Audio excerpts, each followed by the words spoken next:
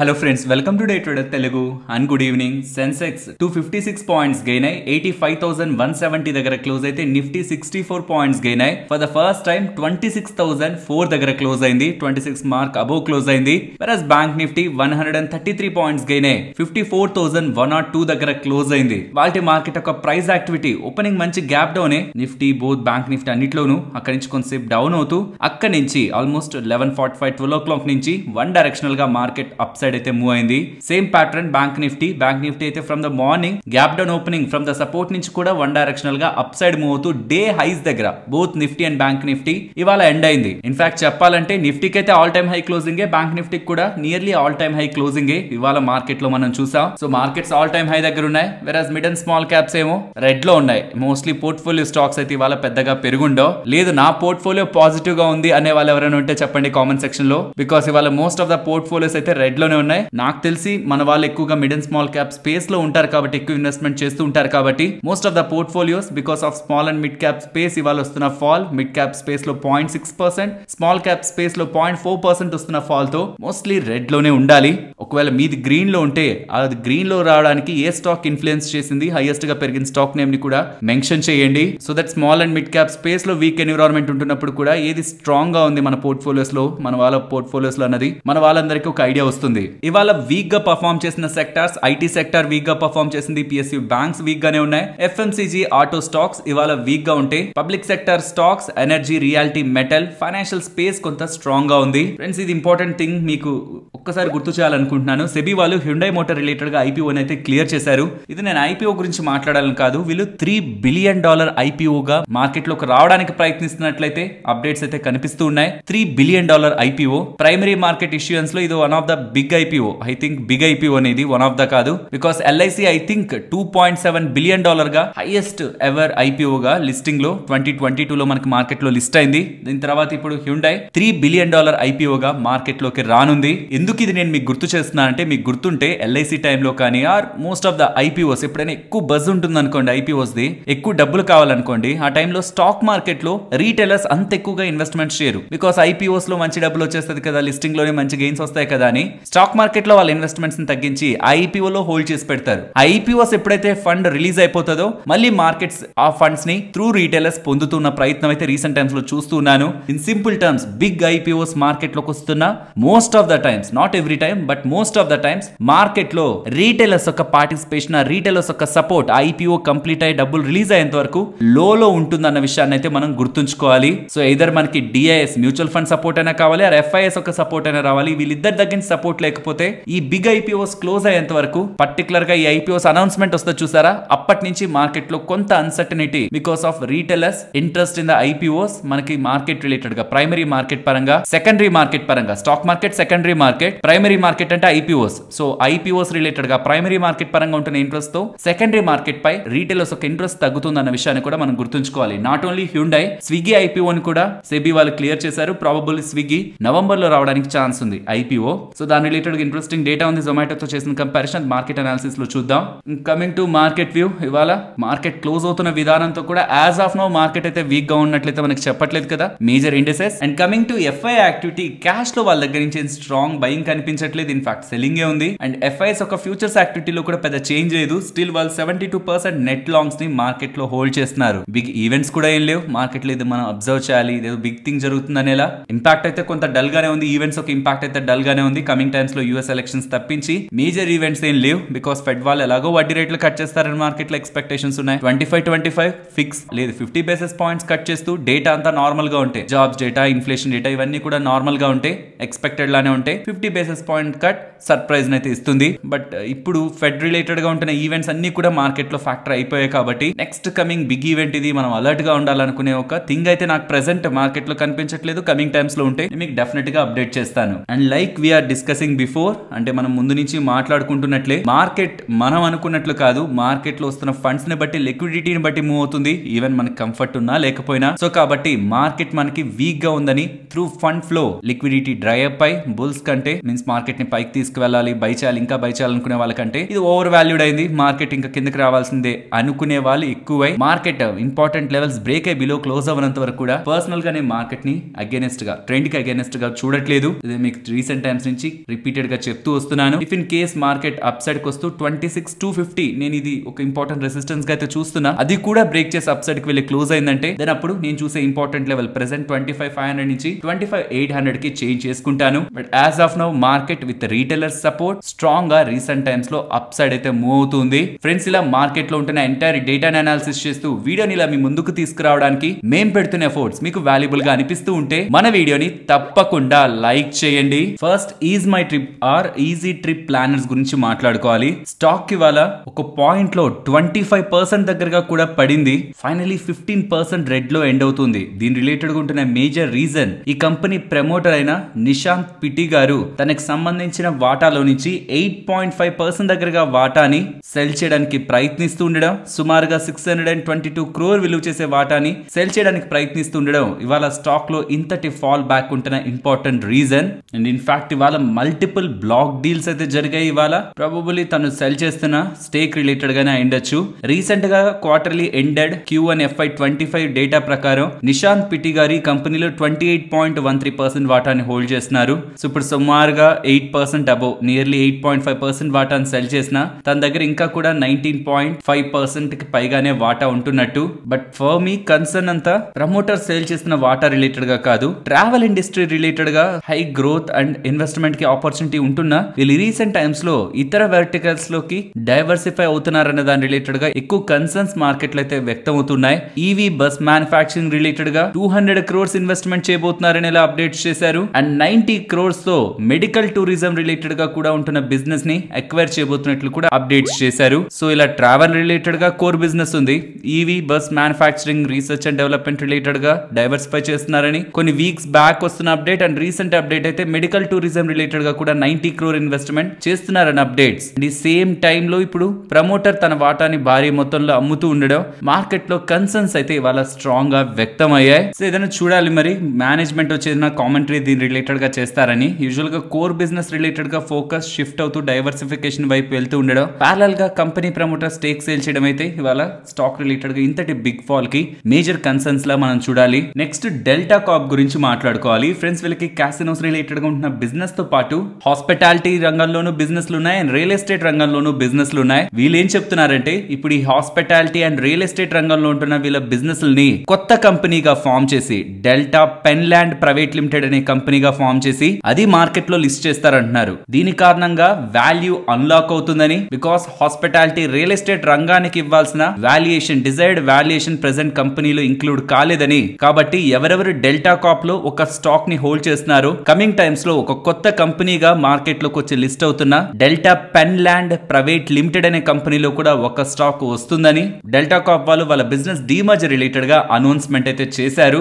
In simple terms coming times లో delta Corp stock ఉంటది, కొత్త స్టాక్ డెల్టా పెన్లాండ్ అనే స్టాక్ కూడా వస్తుంది. మీరు డెల్టా కార్ప్ లో షేర్ హోల్డర్ అయితే కమింగ్ టైమ్స్ లో డెల్టా పెన్లాండ్ ప్రైవేట్ లిమిటెడ్ కంపెనీలో కూడా సేమ్ నెంబర్ ఆఫ్ స్టాక్స్ మీకు డెల్టా కార్ప్ లో ఎన్ని ఉన్నాయో అక్కడ కూడా అన్ని స్టాక్స్ వస్తాయి. ఫైనల్ గా డెల్టా కార్ప్ వాళ్ళేమో గేమింగ్ ఆపరేషన్స్ పైన ఫోకస్ చేస్తారు. ఈ డెల్టా పెన్లాండ్ అనే కంపెనీ కొత్తగా వచ్చి లిస్ట్ అయ్యే కంపెనీ మాత్రం hotels, resorts and real estate business మీద ఫోకస్ చేస్తుంది. దీని కారణంగా వాల్యూ అన్లాక్ అవుతుందనే ఒక ఉద్దేశం కంపెనీ దగ్గర నుంచి కనిపిస్తూ ఉండడం స్టాక్ లో ఇవాళ బజ్ అయితే నెలకొంది. నెక్స్ట్ పిరమల్ ఫార్మా గురించి మాట్లాడుకోవాలి. చాలా ఇంట్రెస్టింగ్ గా ఉంటుంది అప్డేట్, కొంత జాగ్రత్తగా ఫోకస్ చేయండి. వీళ్ళు నిన్న జరిగిన అనలిస్ట్ మీట్ లో ఒక ఇంట్రెస్టింగ్ స్టేట్మెంట్ చేశారు. బై FY 2030 నాటికి మోస్ట్లీ ఇక్కడ నుంచి నెక్స్ట్ 5 years లో వీళ్ళ రిలేటెడ్ గా ఎర్నింగ్స్ ని 2 times పెంచుతారంట, ఆపరేటింగ్ ప్రాఫిట్ ని 3 times పెంచుతారంట with 25% margins and net debt to EBITDA ని 1 time కి తీసుకొస్తారంట. లైక్ 3-2-1 స్ట్రాటజీ అనేలా ఫర్ FY 30 వీళ్ళు కొంత ఇంట్రెస్టింగ్ స్టేట్మెంట్స్ చేస్తుండడం స్టాక్ ఇవాళ గెయిన్ అయింది. లెట్స్ అజ్యూమ్ ప్రెసెంట్ రెవెన్యూ ఎంత ఉంది, వీళ్ళు చెప్తున్న ప్రకారం వెళ్తే ఎలా అది మారుతుందని. ప్రెసెంట్ రెవెన్యూ FY 24 రిలేటెడ్ గా 8,171 crores. అది నెక్స్ట్ 5 years లో డబుల్ అవ్వాలంటే FY 30 కి డబుల్ అవ్వాలంటే సుమారుగా 12% CAGR తో రెవెన్యూస్ గ్రో అవ్వాలి. ఆపరేటింగ్ ప్రాఫిట్ ప్రెసెంట్ వీళ్ళది 1,197 crore. అది ఆల్మోస్ట్ 3 times వెళ్ళాలంటే సుమారుగా 20% CAGR తో గ్రో అవ్వాలి. సో కొంత అంబిషియస్ టార్గెట్స్, కొంత బిగ్ టార్గెట్స్. అండ్ మేనేజ్మెంట్ కూడా స్ట్రాంగ్ గా ఆర్గానిక్ గ్రోత్ మీద ఫోకస్ చేస్తున్నాం, బ్రౌన్ ఫీల్డ్ క్యాపెక్స్ ప్లాన్స్ చేస్తున్నాం in both India and USA అని స్ట్రాంగ్ కామెంట్స్ చేస్తున్నారు. సో ఇలాంటి ఇంట్రెస్టింగ్ స్టేట్మెంట్స్ కంపెనీ దగ్గర నుంచి వస్తుండేసరికి స్టాక్ ఇవాళ ఒక పాయింట్ లో మంచిగానే గెయిన్ అయింది. ఫైనల్ గా కూడా 4.5% గెయిన్స్ తో ఎండ్ అయింది. ఫ్రెండ్స్, ఇలా న్యూస్ న్యూస్ అప్డేట్స్ ని అనాలిసిస్ చేస్తూ మీ ముందుకి కంటెంట్ తీసుకురావడానికి మేం పెడుతున్న ఎఫర్ట్స్ మీకు వాల్యుబుల్ గా అనిపిస్తూ ఉంటే మన వీడియోని తప్పకుండా లైక్ చేయండి. నెక్స్ట్ డాబర్ గురించి మాట్లాడుకోవాలి. యూబీఎస్ వాళ్ళు డాబర్ రిలేటెడ్ గా డౌన్ గ్రేడ్ చేస్తూ న్యూట్రల్ రేటింగ్ ఇస్తూ టార్గెట్ ని 700 గా ఇచ్చారు. అదేంటి ఇప్పుడున్న దానికంటే హైయర్ గానే కదా ఉంది, ఎందుకు ప్రాబ్లం అంటే వీళ్ళు బిజినెస్ గురించి కొన్ని నెగిటివ్ కామెంట్స్ షార్ట్ టర్మ్ గురించి చేస్తున్నారు. వీళ్ళే క్లియర్ గా చెప్తున్నారు లాంగ్ టర్మ్ లో ఏం ఇష్యూ లేదు, లాంగ్ టర్మ్ లో కాంపౌండింగ్ జర్నీ అలానే ఉంది, కానీ షార్ట్ టర్మ్ రిలేటెడ్ గా వీళ్ళు ఇష్యూస్ ని ఫేస్ చేస్తారు. బికాస్ వీళ్ళ రియల్ జ్యూస్ సెగ్మెంట్ ఉంది కదా, ఇన్ఫాక్ట్ వీళ్ళ మొత్తం సేల్స్ లో అది 9 to 10% కాంట్రిబ్యూట్ చేస్తుంది, కొంచెం హ్యూజే. సో ఇలా రియల్ జ్యూస్ స్పేస్ రిలేటెడ్ గా కార్బొనేటెడ్ సాఫ్ట్ డ్రింక్స్ ఉంటాయి కదా, వాళ్ళు స్ట్రాంగ్ కాంపిటీషన్ ఇస్తున్నారని రీసెంట్ టైమ్స్ లో రిలయన్స్ నుంచి వచ్చిన క్యాంపో కోలా చాలా డీప్ డిస్కౌంట్స్ లో మార్కెట్ లోకి వస్తుండడం కార్బొనేటెడ్ డ్రింక్స్ స్పేస్ నుంచి రియల్ జ్యూసెస్ స్పేస్ పై ఇంపాక్ట్ పడనుందని, అండ్ ఈవెన్ వీళ్ళకి 2 to 3% సేల్స్ లో రెవెన్యూస్ లో కాంట్రిబ్యూట్ చేసే కోకోనట్ ఆయిల్ సెగ్మెంట్ కూడా ఇంటెన్స్ కాంపిటీషన్ తో, బికాస్ రీసెంట్ గా బజాజ్ కన్స్యూమర్ వాళ్ళు కూడా ఈ కోకోనట్ ఆయిల్ స్పేస్ లోకి వచ్చారు, ఇంటెన్స్ కాంపిటీషన్ తో అక్కడ కూడా వీళ్ళకి నెంబర్స్ తగ్గుతాయని. సో ఓవరాల్ ఈ రెండింటిని క్యాలిక్యులేట్ చేసుకుంటే వీళ్ళకి డ్రాప్ అయ్యే రెవెన్యూస్, ప్రాఫిట్స్, మార్జిన్స్ వీటన్నిటిని చూసుకుంటే ప్రెసెంట్ ఉంటున్న వాల్యుయేషన్స్ జస్టిఫై కాదని. ఈవెన్ రూరల్ డిమాండ్ కొంచెం పికప్ అవుతుంది, బట్ అది ఈ ఎక్స్పెన్సివ్ వాల్యుయేషన్ సాటిస్ఫై చేస్తుందని వీళ్ళు అనుకోవట్లేదని. కాబట్టి ఓవరాల్ ఇవన్నీ లాజిక్స్ అన్నింటిని పెట్టుకుంటూ డాబర్ ని డౌన్ గ్రేడ్ చేస్తున్నట్టు, న్యూట్రల్ కి డౌన్ గ్రేడ్ చేస్తూ టార్గెట్ 700 గా ఇస్తున్నట్టు యూబీఎస్ వాళ్ళు చెప్తుండడం స్టాక్ లో వాళ్ళ సెల్లింగ్ ప్రెషర్ కనిపించింది. Personally FMCG companies once brand ని ఎస్టాబ్లిష్ చేసుకున్న తర్వాత అది అంత ఈజీ కాదు, టెంపరీగా అప్స్ అండ్ డౌన్స్ ఉంటాయి సేల్స్ లో, but long term FMCG companies worry అవ్వాల్సిన కంపెనీస్ అయితే కాదు. నెక్స్ట్ ముక్తా ఆర్ట్స్ గురించి మాట్లాడుకోవాలి. వీళ్ళు జీ ఎంటర్టైన్మెంట్ తో ఒక అగ్రిమెంట్ ని కుదుర్చుకున్నారని, ఆ అగ్రిమెంట్ లో భాగంగా 37 films for next 6 years related గా శాటిలైట్ అండ్ మీడియా రైట్స్ పరంగా ఈ అగ్రిమెంట్ ఉందని. లాస్ట్ టైం ఏ డీల్ అయితే ఈ ముక్తా ఆర్ట్స్ వాళ్ళు కుదుర్చుకున్నారో ఆ లాస్ట్ టైం డీల్ కంటే 25% ప్రీమియం ఈ జీ ఎంటర్టైన్మెంట్ వాళ్ళు ముక్తా ఆర్ట్స్ వాళ్ళకి పే చేస్తూ 37 ఫిలిమ్స్ రిలేటెడ్ గా next 6 years satellite and media rights ని కొనుక్కుంటున్నారనేలా అప్డేట్స్ అయితే వస్తూ ఉన్నాయి.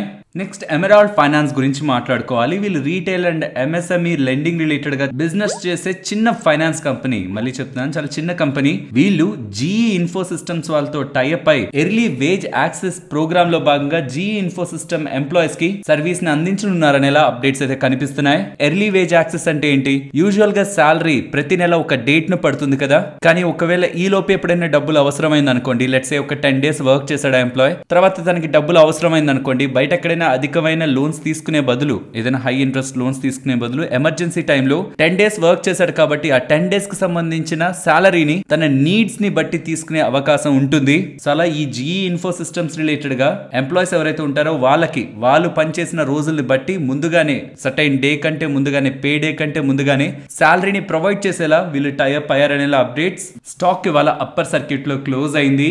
నెక్స్ట్ హెచ్ఈజీ లిమిటెడ్ గురించి మాట్లాడుకోవాలి. వీళ్ళు స్టాక్ స్ప్లిట్ అయితే అనౌన్స్ చేశారు. స్టాక్ స్ప్లిట్ లో భాగంగా ఈచ్ స్టాక్ 5 stocks గా మల్టిప్లై అవుతుందని, స్టాక్ ప్రైస్ 5 తో డివైడ్ అవుతుందని అప్డేట్స్ అయితే చేస్తున్నారు. సో ఫేస్ వాల్యూ 10 గా ఉన్నది 2 గా మారుతుందని చెప్తున్నారంటే నెంబర్ ఆఫ్ స్టాక్స్ 5 తో మల్టిప్లై అవుతాయి, స్టాక్ ప్రైస్ 5 తో డివైడ్ అవుతుంది. దీనికి రికార్డ్ డేట్ October 18, 2024 అని చెప్తున్నారు.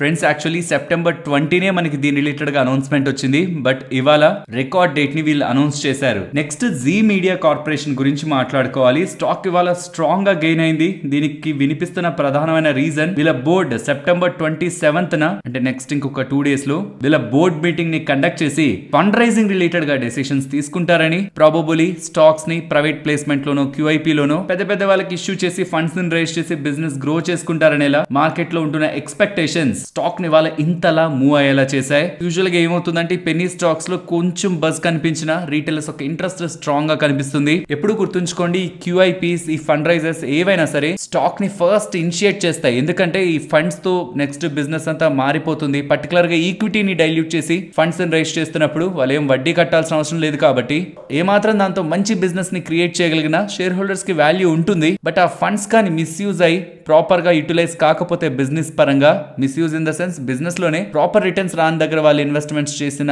బిజినెస్ లో లాజిక్ లేకుండా ఎక్స్పాన్షన్స్ చేస్తూ వెళ్ళిన ఈ ఫండ్ రైజింగ్ అటు రిటర్న్ రేషియోస్ ని తగ్గిస్తాయి. బికాస్ ఈక్విటీ డైల్యూట్ అవడం వల్ల most of the return ratios అన్ని తగ్గుతాయి. తోడు మార్కెట్ ఏదైతే ఎక్స్పెక్ట్ చేసిందో అది ఫెయిల్ అవుతుంది కాబట్టి ఫర్దర్ గా కూడా స్టాక్ రిలేటెడ్ గా ఫండ్ రైజింగ్ జరుగుతున్నప్పుడు కూడా ఎక్సైట్మెంట్స్ ఉండవు. సో కాబట్టి ఫండ్ రైజ్ చేస్తున్నప్పుడు మేనేజ్మెంట్ ఒక ఇంటెన్షన్, నెక్స్ట్ ఆ మనీతో మేనేజ్మెంట్ ఏం చేయాలనుకుంటుందన్న క్లారిటీని కూడా ఇన్వెస్టర్స్ ఫోకస్ చేయాలి. అండ్ రీసెంట్ గా 3000 crores స్పైస్ జెట్ వాళ్ళు డబ్బులు రైజ్ చేశారు కదా, దాంతో కంపెనీ ఏం చేయబోతుందో ఈ కంపెనీకి సంబంధించిన chairman and managing director Ajay Singh గారు తన మైండ్ లో ఉంటున్న విజన్ అయితే ఇన్వెస్టర్స్ కి షేర్ చేశారు. ఇన్ఫాక్ట్ ఫైనాన్షియల్ ప్లాట్ఫామ్స్ కూడా షేర్ చేశారు. అందులో ఫస్ట్ ఉంటున్న స్టేట్మెంట్ చాలా ఇంపార్టెంట్. ఇప్పుడు వస్తున్న ఈ డబ్బులతో చాలా ఇయర్స్ పాటు బిజినెస్ ని కంటిన్యూ చేయడానికి కంపెనీ దగ్గర ఫండ్స్ ఉంటున్నట్టని, ప్రెసెంట్ ఉంటున్న ఫ్లైట్స్ 28 దగ్గర నుంచి 100 కి నెక్స్ట్ 2 years లో ఇంక్రీజ్ చేయబోతున్నారని, FY25 లో 40 ఫ్లీట్ అంటే ఈ ఫ్లైట్స్ ని అండ్ FY26 లో ఇంకొక 80 ఫ్లైట్స్ ని తీసుకోబోతున్నారని, ప్రెసెంట్ ఉంటున్న 650 crore అవుట్ స్టాండింగ్ డ్యూస్ ని ఫుల్ గా సెటిల్ చేస్తూ రిమైనింగ్ 3700 crore లెసర్ డ్యూస్ ని కమింగ్ టైమ్స్ లో స్లోగా తగ్గించుకుంటూ వస్తారనేలా business growth, debt reductions, expansions పరంగా స్ట్రాంగ్ గా స్టేట్మెంట్స్ చేస్తూ ఉండడం ఎక్స్చేంజెస్ కి అయితే అప్డేట్ చేశారు. Even after this positive updates stock 5% red లో ఎండ్ అయింది. సో మేజర్ కన్సర్న్ అంతా ఈ ఎంప్లాయీస్, స్పైస్ జెట్ ఎంప్లాయీస్ కి సాలరీ, పిఎఫ్, టీడీఎస్ రిలేటెడ్ గా క్లెయిమ్స్ ఇవన్నీ కూడా ఉన్నాయి. ఈవెన్ దీన్ని కూడా 2 to 3 weeks లో అడ్రస్ చేస్తారని కూడా చైర్మన్ అండ్ మేనేజింగ్ డైరెక్టర్ గా స్టేట్మెంట్స్ అయితే చేస్తున్నారు. Next IDFC first bank, IDFC గురించి మాట్లాడుకోవాలి. బికాస్ ఎన్సిఎల్టీ వాళ్ళు ఐడిఎఫ్సి ఫైనాన్షియల్స్ హోల్డింగ్ కంపెనీని ఐడిఎఫ్సి లో మర్జ్ చేయడానికి యాక్సెప్ట్ చేశారు. అండ్ దాని తర్వాత ఇలా మర్జ్ అవుతున్న ఎంటిటీ ఉంటుందా దాన్ని ఐడిఎఫ్సి ఫస్ట్ బ్యాంక్ లోకి మర్జ్ అవడానికి కూడా ఎన్సిఎల్టీ వల్ల అప్రూవల్ అయితే దొరికింది. సో ఇక్కడ స్టెప్ 1 అండ్ స్టెప్ 2. స్టెప్ 1 లో ఐడిఎఫ్సి ఫైనాన్షియల్ ని ఐడిఎఫ్సి లిమిటెడ్ లోకి మర్జ్ చేస్తారు. అండ్ ఇప్పుడు ఇలా మర్జ్ అయిన ఫైనల్ ఎంటిటీ ఐడిఎఫ్సి లిమిటెడ్ ఉంటుందా దీన్ని ఐడిఎఫ్సి ఫస్ట్ బ్యాంక్ లోకి సెకండ్ స్టెప్ లో మర్జ్ చేసి ఈ ప్రాసెస్ అయితే కంప్లీట్ చేస్తారు. దీనికి ఎన్సిఎల్టీ అప్రూవల్ వస్తూ ఉండడం, యాజ్ పర్ సెబీ నార్మ్స్ ఈ మర్జర్ ముందుకు వెళ్తున్నట్టు, ఇంకొన్ని అప్రూవల్స్ వీళ్ళకి దొరుకుతున్నట్లయితే ఈ మర్జర్ ఫైనల్ స్టెప్ అయితే తీసుకుంటుంది. నెక్స్ట్ ఎంసీఎక్స్ గురించి మాట్లాడుకోవాలి. మీకు గుర్తుంటే ఇక్కడ నుంచి కొంత టైం బ్యాక్ ఎన్ఎస్సి వాళ్ళు కానీ, బిఎస్సి వాళ్ళు కానీ, ఆర్ ఈవెన్ ఇతర ఎక్స్చేంజ్ ఏవైనా సరే ఎక్కువ బిజినెస్ ఇస్తున్న బ్రోకర్స్ దగ్గర, స్టాక్ బ్రోకర్స్ దగ్గర తక్కువ ట్రాన్సాక్షన్ చార్జెస్ ని తీసుకుంటున్నాయి. వెరస్ తక్కువ బిజినెస్ ఇస్తున్న బ్రోకర్స్ దగ్గర కొంచెం ఎక్కువ ట్రాన్సాక్షన్ చార్జెస్ తీసుకుంటున్నాయి. దీని కారణంగా ప్రతి ఒక్క బ్రోకర్ కి ఒక్కొక్క రకమైన ట్రాన్సాక్షన్ చార్జెస్ పడ్డం, వాళ్ళు డిపెండింగ్ అపాన్ ఎంత బిజినెస్ ఇస్తున్నారనే దాన్ని బట్టి ఎక్కువ లాభాలని సంపాదించుకోవడం ఒక రాంగ్ ప్రాక్టీస్ అని ట్రూ టు లేబుల్ ఉండాలనేలా, అంటే ప్రతి ఒక్క బ్రోకర్ కి ఒకే ట్రాన్సాక్షన్ చార్జ్ ని వేయండి. ఆ బ్రోకర్ ఎన్ని క్లయింట్స్ ఉన్నా, ఎన్ని లక్షల కోట్ల బిజినెస్ మీకు ఇచ్చినా వాళ్ళందరికీ కూడా ఒకే రకమైన చార్జెస్ మీరు వేయాలనేలా సెబీ వాళ్ళైతే ఎక్స్చేంజెస్ కి చెప్పారు. కాబట్టి అందులో భాగంగా ఎంసీఎక్స్ వాళ్ళు ఫ్రమ్ October 1st ప్రీవియస్ గా ₹1.75 to ₹2.60 గా ఉండేది. 1,00,000 టర్న్ ఓవర్ కి వీళ్ళు వేసే ఎక్స్చేంజ్ చార్జెస్ ఒక రేంజ్ ఉంది చూసారు. ఇక్కడ ₹1.75 నుంచి ₹2.60 వరకు. ఒకవేళ తక్కువ బిజినెస్ ఇచ్చే వాళ్ళైతే ₹2.60 వరకు కట్టాలి 1,00,000కి ట్రాన్సాక్షన్ చార్జ్ గా. వేరే ఎక్కువ బిజినెస్ ఇచ్చే వాళ్ళు ఎవరైనా ఉంటే, మంచి క్లయింట్స్ ఉండి ఎక్కువ బిజినెస్ ఇస్తే ₹1.75 కట్టినా చాలు. సో దీని కారణంగా బ్రోకర్స్ బాగా లాభపడతారు. పెద్ద బ్రోకర్స్, చిన్న బ్రోకర్స్ ఇంపాక్ట్ అవుతారు. అండ్ అధికంగా ట్రేడ్స్ చేయమని చెప్పడానికి కూడా ఈ బ్రోకర్స్ క్లయింట్స్ ని పుష్ చేసే స్కోప్ ఉంటుంది. కాబట్టి సెబీ వాళ్ళ స్టేట్మెంట్స్ అయితే చేశారు. కాబట్టి ఎర్లియర్ గా ఉంటున్న ₹1.75 to ₹2.60 ఈ మొత్తాన్ని రిమూవ్ చేస్తూ ఎవరు ఎంత ట్రాన్సాక్షన్స్ చేసినా ₹2.10 per lakh టర్న్ ఓవర్ పై ఎక్స్చేంజ్ ట్రాన్సాక్షన్ ఫీని చార్జ్ చేయబోతున్నట్లు ఎంసీఎక్స్ వాళ్ళు అప్డేట్ అయితే చేశారు. అది ఫ్యూచర్స్ రిలేటెడ్ గా, ఆప్షన్స్ రిలేటెడ్ గా గతంలో ₹40 to ₹50, ₹40 lowest, ₹50 highest transaction fee charge చేసే వాళ్ళు పర్ లాక్ టర్న్ ఓవర్ కి దాన్ని ₹41.80 ఫిక్స్డ్ చార్జ్ గా ఆప్షన్స్ రిలేటెడ్ గా, ఎంసీఎక్స్ లో జరిగే ఆప్షన్స్ రిలేటెడ్ గా ట్రాన్సాక్షన్ చార్జెస్ ని మారుస్తున్నట్టు ఫ్రమ్ October 1st ఇవి అమలవుతాయనేలా ఎంసీఎక్స్ వాళ్ళు ఎక్స్చేంజెస్ కి అప్డేట్ అయితే చేశారు.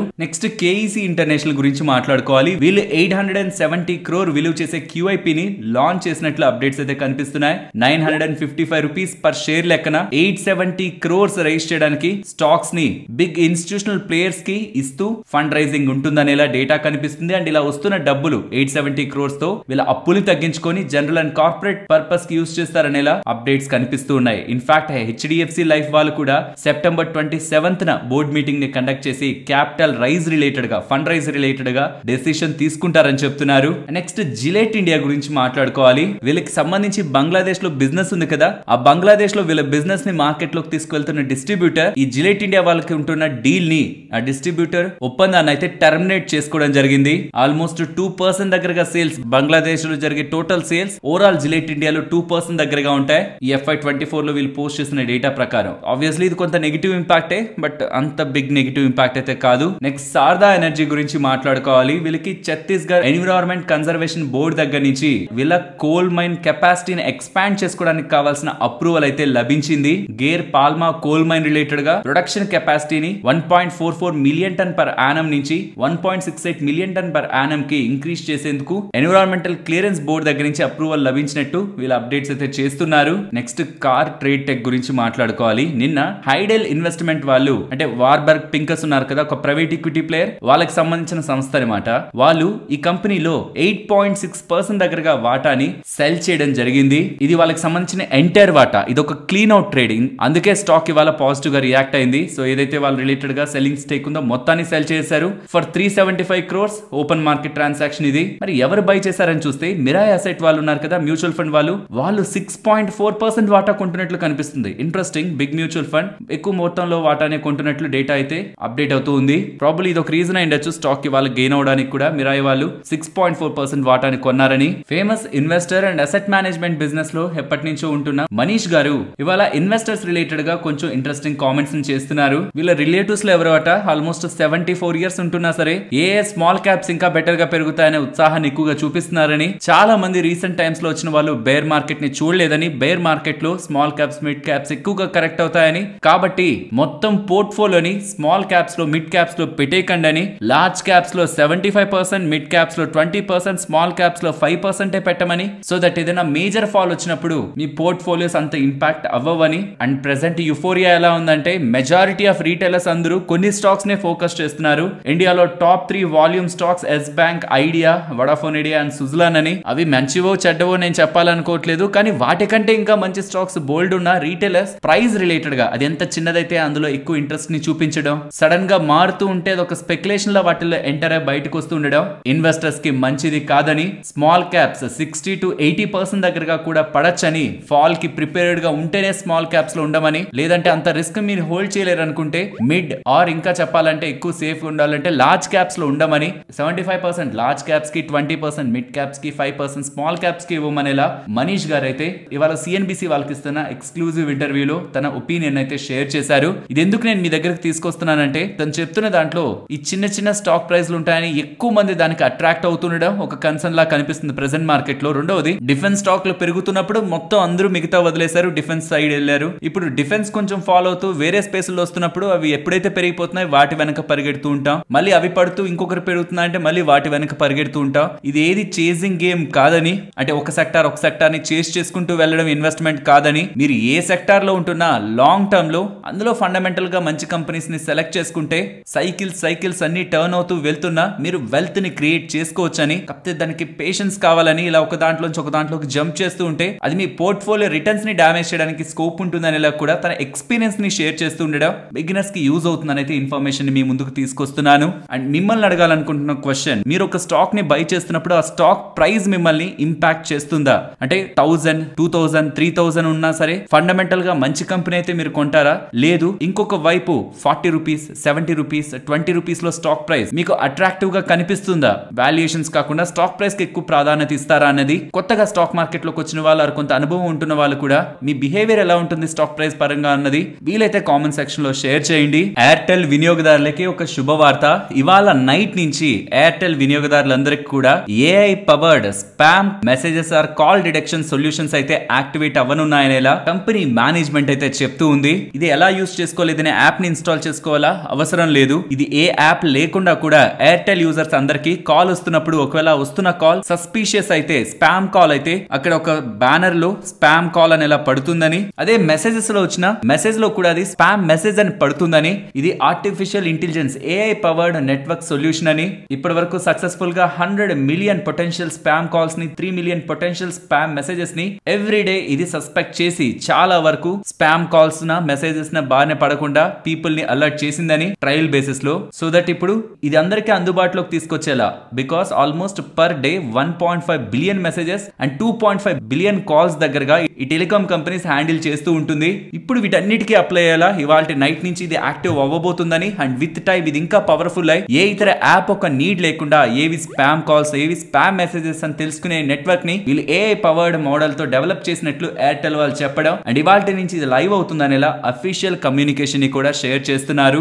నెక్స్ట్ ఐఎక్స్ గురించి మాట్లాడుకోవాలి. రీసెంట్ గా వచ్చిన మార్కెట్ కప్లింగ్ స్పెక్యులేషన్స్ తో స్టాక్ ఎక్కువగానే ఫాలో అయింది కదా నిన్న, ఆల్మోస్ట్ 12%. ఇవాళ ఆల్మోస్ట్ ఒక 4.5% పడింది. బట్ ఇక్కడ వ్యూస్ కొంచెం మిక్స్డ్ గా ఉంటున్నాయి. అంటే కొంతమంది పాజిటివ్ మాట్లాడుతున్నారు, కొంతమంది నెగిటివ్ మాట్లాడుతున్నారు. ఇక్కడ కొంతమంది ఇన్ ద సెన్స్ మనుషులు కాదు, రీసెర్చ్ రిపోర్ట్స్ ని పబ్లిష్ చేసేవాళ్ళు ఎల్ఆర్ఆ కానీ ఐఏఎఫ్ఎల్ కానీ ఇన్వెస్టెక్ కానీ వీళ్ళందరిలో కొంతమంది నెగిటివ్ కొంతమంది పాజిటివ్ గా ఉన్నారు. నెగిటివ్ గా ఉంటున్నది ఎల్ఆర్ఆ అండ్ ఐఏఎఫ్ఎల్ వాళ్ళు ఏం చెప్తున్నారంటే ప్రెసెంట్ ఉంటున్న డామినెంట్ మార్కెట్ షేర్, వీళ్ళు మార్కెట్ లీడర్ కదా, అది స్ట్రాంగ్ గా డౌన్ అవుతుందని, 84% నుంచి 70% కి డౌన్ అవుతుందని, ఈవెన్ వీళ్ళ FY26 ఎర్నింగ్ పర్ షేర్ కూడా 25% డౌన్ అవుతుందని బికాస్ ఆఫ్ మార్కెట్ లాస్ వాళ్ళు అభిప్రాయపడుతూ స్టాక్ రిలేటెడ్ గా నెగిటివ్ వ్యూ ని షేర్ చేస్తుంటే, ఇన్వెస్టెక్ వాళ్ళు మాత్రం ఏదైతే మార్కెట్ కప్లింగ్ ని ముందుకు తీసుకువెళ్లాలో దాని రిలేటెడ్ గా సిఆర్సి వాళ్ళు చేసిన పైలట్ స్టడీ ఉందో అందులో అడ్వాంటేజ్ ఉంటుందని ఇలా ఏ డేటా పబ్లిష్ అవ్వలేదు కదా ఇంకా. అండ్ ఇతర ప్లేయర్స్ ఎవరైతే చిన్న చిన్న ప్లేయర్స్ ఉన్నారో వాళ్ళు ఐఎక్స్ కి వస్తున్నంత వాల్యూమ్స్ ని హ్యాండిల్ చేసేలా, బయర్స్ అండ్ సెల్లర్స్ ని హ్యాండిల్ చేసేలా వాళ్ళ దగ్గర మార్కెట్ ఇన్ఫ్రాస్ట్రక్చర్ ఉందా,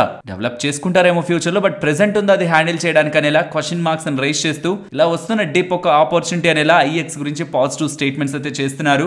ఎవరెలా మాట్లాడుతున్నారని పక్కన పెడితే సిఆర్సి వాళ్ళు మాత్రం దీని రిలేటెడ్ ఒక ఫైనల్ కంక్లూజన్ తీసుకొస్తున్నారా తీసుకురావట్లేదు, ఒకవేళ తీసుకొస్తుంటే ఎలా తీసుకొస్తున్నారు అనేది ఎప్పుడైతే అనౌన్స్ చేస్తారో అప్పుడే ఐఎక్స్ రిలేటెడ్ గా స్టెబిలిటీ ఉంటుంది. లేనంత వరకు యాక్చువల్లీ రీసెంట్ టైమ్స్ లో నెంబర్స్ బాగున్నాయి, ఈవెన్ మంత్లీ అప్డేట్స్ కూడా బాగున్నాయి, ఏ ఇష్యూస్ లేకపోతే స్టాక్ బాగుండేదేమో. బట్ ఇలా time to time market coupling related వస్తున్న అప్డేట్స్ స్టాక్ ప్రైస్ అయితే until further clarification, final clarification వచ్చేంత వరకు కూడా ఇంపాక్ట్ చేస్తాయనే విషయం. ఈ డిప్ ని ఆపర్చునిటీగా చూడాలంటున్నారు అన్నాను కదా, దీని ఆపర్చునిటీగా చూసి ఎంటర్ అవుతున్న వాళ్ళు కూడా ఫర్దర్ మార్కెట్ కప్లింగ్ రిలేటెడ్ గా స్టిల్ ఇంకా ఐఎక్స్ రిలేటెడ్ గా రిస్క్ ఓపెన్ లోనే ఉందన్న విషయాన్ని గుర్తుంచుకోవాలి. నెక్స్ట్ ఐపీఓస్ గురించి మాట్లాడుకోవాలి. Hyundai India IPO and Swiggy IPO related గా సెబీ వాళ్ళు నో అబ్జెక్షన్ ఇస్తున్నట్లయితే డేటా కనిపిస్తూ ఉంది. ప్రాబ్లం అంతా ఏ వాల్యుయేషన్ లో వీళ్ళు మార్కెట్ లోకి వస్తారని. As per valuations present Swiggy related గా ఉన్న డేటా ప్రకారం అయితే almost 345 to 380 rupees in between వీళ్ళు మార్కెట్ లోకి వచ్చే స్కోప్ ఉందనేలా, నియర్లీ 57,000 crore వాల్యుయేషన్ లో కంపెనీ మార్కెట్ లోకి వస్తుందనేలా డేటా అయితే కనిపిస్తుంది. లెట్స్ వీళ్ళు ఇంకా హైయర్ వాల్యుయేషన్స్ ని కోట్ చేస్తారా, కొంత రీజనబుల్ వాల్యుయేషన్స్ లో వస్తూ ఇన్వెస్టర్స్ కి స్కోప్ ఉంచుతారా లిస్టింగ్ గెయిన్స్ రిలేటెడ్ గానీ. సో స్విగ్గీ వచ్చి లిస్ట్ అవుతుంది అనగానే ఫస్ట్ మనకు వచ్చే కంపారిజన్ మరి జొమాటోతో పోలిస్తే స్విగ్గీ ఎలా ఉందని. ప్రెసెంట్ అయితే జొమాటోతో పోలిస్తే స్విగ్గీ వెనకపడే ఉంది with respect to food delivery business loan, quick commerce business loan. Particular గా ఈ క్విక్ కామర్స్ బిజినెస్ లో స్విగ్గీ ఇన్స్టామార్ట్ తో కంపేర్ చేస్తే బ్లింకిట్ వీళ్ళు ఎవరినైతే అక్వైర్ చేశారో బ్లింకిట్ స్ట్రాంగ్ గా రీసెంట్ టైమ్స్ లో గ్రో అవుతుంది. ఆ కంపారిజన్ ఇక్కడ మీరు చూడొచ్చు. సో ఇక్కడ ఉన్న Swiggy Instamart FY23 FY24 related గా, ఇక్కడ జొమాటో చూడండి ఎంత గ్రోత్ ఉందో జొమాటో బ్లింకిట్ లో. And food delivery battle related గా కూడా ఎవరెవరు ఎలా ఉన్నారన్నది కూడా ఇక్కడ మీరు స్క్రీన్ పైన గమనించవచ్చు.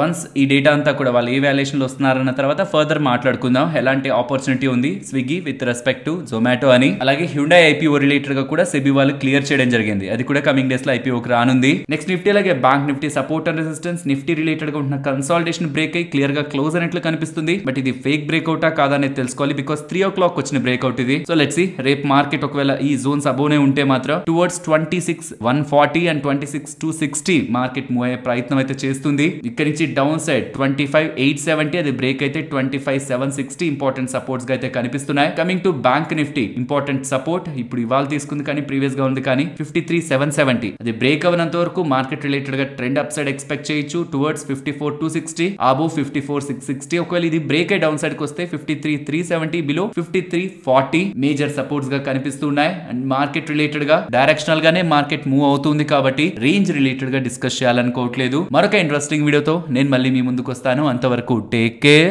జై హింద్.